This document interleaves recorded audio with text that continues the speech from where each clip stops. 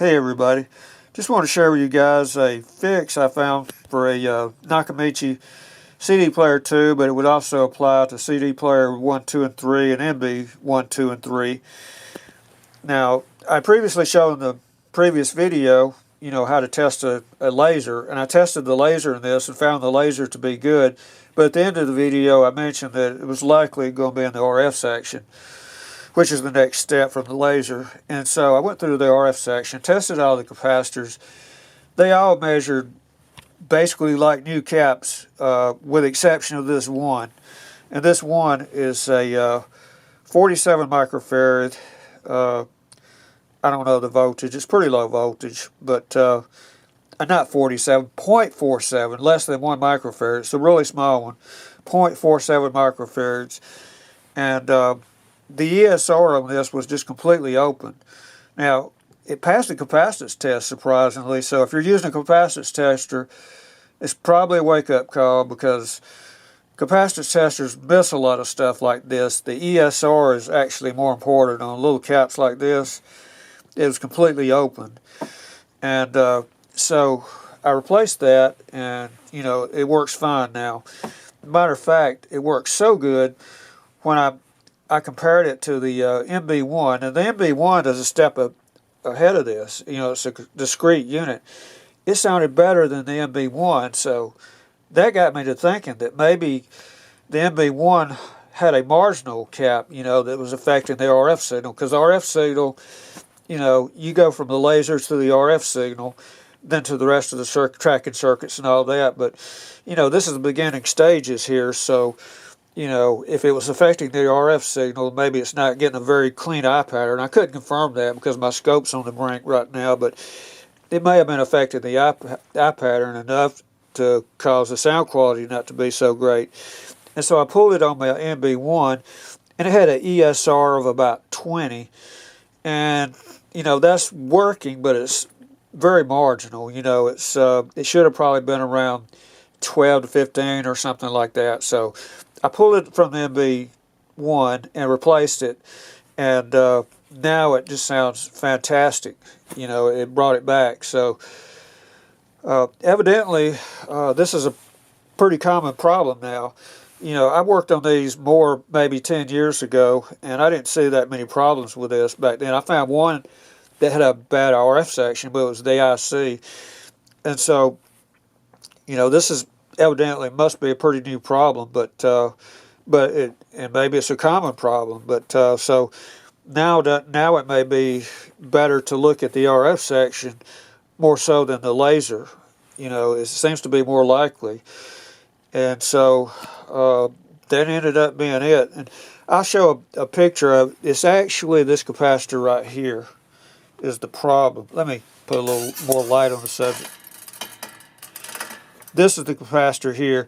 Now, I put a full-size cap in it because full-size caps just tend to last a lot longer than a little micro cap. But what I did was I folded it over, and I got it kind of facing the RFIC. And so you want to have it folded over. You don't want it sticking out because this laser transport goes up and down, so you don't want to risk it hitting that. So that's how I did it, and I used a Nichicon KL series. This is a very reliable cap, and it's also has very good properties. It's ultra low leakage. It has like 1/10 the leakage of a normal capacitor, so it's a very high quality cap. So the only thing is they're kind of hard to find now, but they're so reliable that I put it to you this way. I've worked on some Krell stuff that those caps got so hot that they were charred on the outside and they were still within spec. And the other caps around them that weren't KL would just be demolished. That's how good of caps they are. I've only seen these fail in one unit. I mean, they're that reliable. So that's what I use. So if you can still find them, that'd be what I'd go with. But you can still go with other caps, if you can't find those, but I'm just saying that would be my recommendation. And that's why I put it in this one, because I don't want to ever have to touch this again. These RF boards are actually kind of a pain to get out. You have to pull the whole transport out to do it. But I'll give you a brief overview of how to pull that out. Now you first pull the disc clamp off, and then you got 5 screws in the transport. Pull those out, and sorry about that. I'm tired of folks calling. Okay, so you pull the transport out, but before you do that, you want to pull this off. You have to pull this little front plate off before you do that, and push it most of the way. Unplug it, push it most of the way in, not all the way in, because if it locks, then you have to pull off something else to get it to re-eject. So maybe leave about that much. Don't pull it all the way in.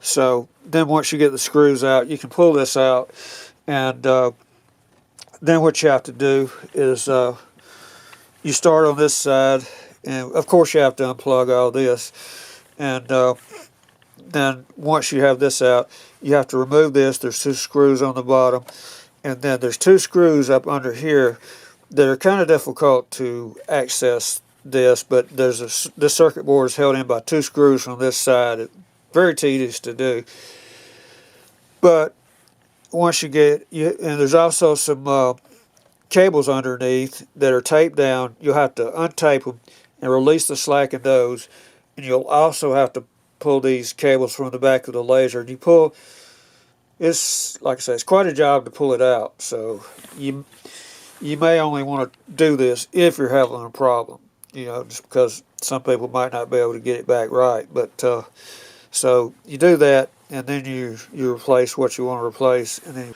But there's another way you could possibly do it. I can't do it this way because I do this for a living, and I got to maintain a certain level of professionalism. But if it's your unit, and and you're not going to sell it to somebody else, and you just want it to work, and it doesn't work, if you didn't want to go through all the intricacies of pulling the RF board out, what you could do is clip this little capacitor toward the bottom of the can. Put something under the can where you won't get any electrolyte out. Clip it off with a pair of snips, something like this, and take note of where the positive and negative is, and very carefully tack it on. There should still be some leads coming up out of the board, because you're not cutting all the way to the bottom of the lead. You're cutting actually toward the bottom of the can, so you'll have a little lead left. You could actually tack a capacitor across the lead. You want to use a good light and a good magnifier to make sure that you have a really good connection. But it can be done that way, and it should work, and you not have to pull the RF board out. So, like I say, I can't do that because I have a repair business, and I got to maintain a certain level of professionalism. But I'm just saying, for the individual, you could do that, and it should work. And I guess that's about it. And my future video, I'll be comparing this with the MB1, to show the differences, in the circuitry and everything. But anyway, I hope this will help somebody out, and y'all have a good one.